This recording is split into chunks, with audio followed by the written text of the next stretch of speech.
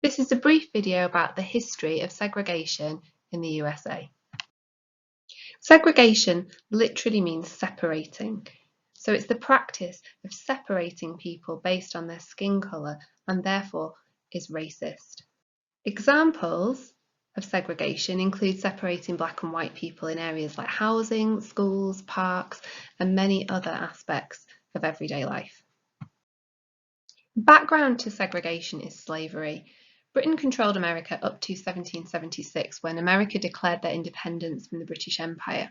Britain had introduced a system of slavery whereby they physically transported enslaved Africans against their will from Africa to the Caribbean and to the southern states of America to work on plantations in degrading, violent and dehumanizing conditions.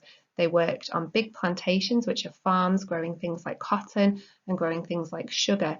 These goods were then transported across the British Empire to make lots of money. This continued after America became independent from Britain. In 1865, slavery was ended in America after the Civil War between the northern states who wanted to end slavery and the southern states who wanted to keep slavery.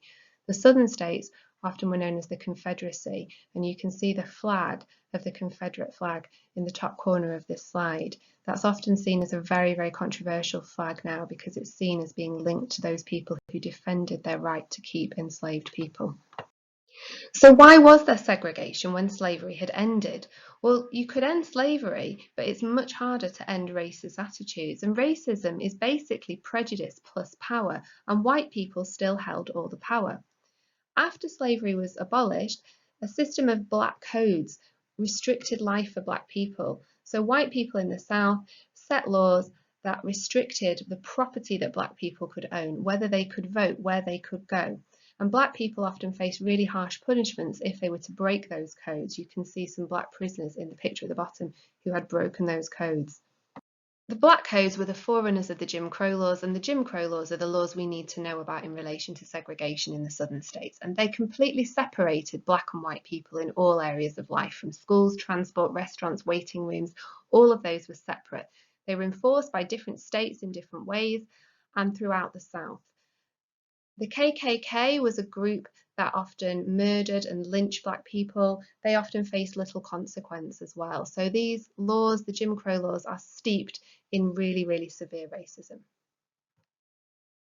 On this slide, you can see some images of the Jim Crow laws and that idea of segregation that was so common throughout all aspects of life in the southern states of America.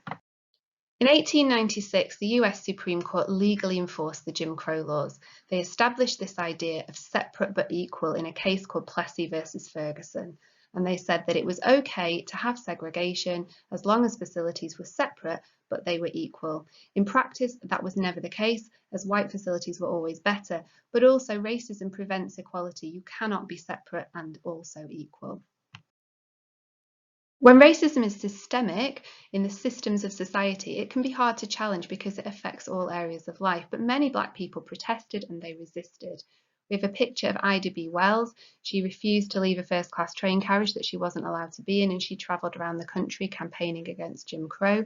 You also had something called the Great Migration, and many black people who could afford to and wanted to often moved out of the South and moved north. There was still racism in the North, there were still problems, but it wasn't always as severe as the segregation under Jim Crow in the South.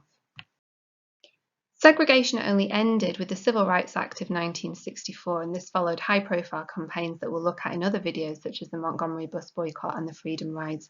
It's easier to change laws than it is to change minds, though, and you'll see from a lot of the media coverage about Black Lives Matter, a campaign that started in 2012, that there is still huge amounts of racial inequality that need to be fixed today.